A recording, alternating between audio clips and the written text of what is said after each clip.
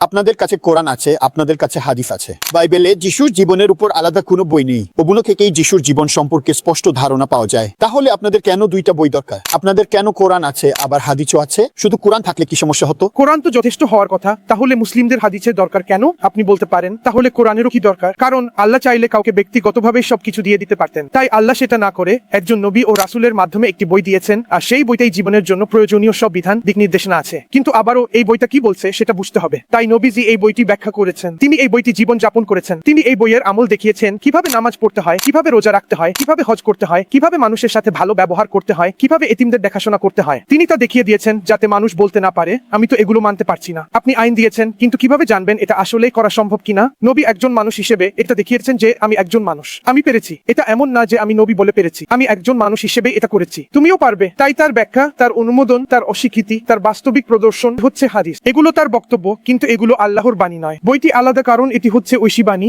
আল্লাহর সরাসরি বাণী, এবং সুন্নাহ এই বইটিকে ব্যাখ্যা করে। এবং কুরআনও তাই বলে, আল্লাহ নবীকে পাঠিয়েছেন যাতে তিনি মানুষের কাছে যা বলা হয়েছে তা স্পষ্ট করে দেন। এজন্য এটা আমাদের প্রয়োজন।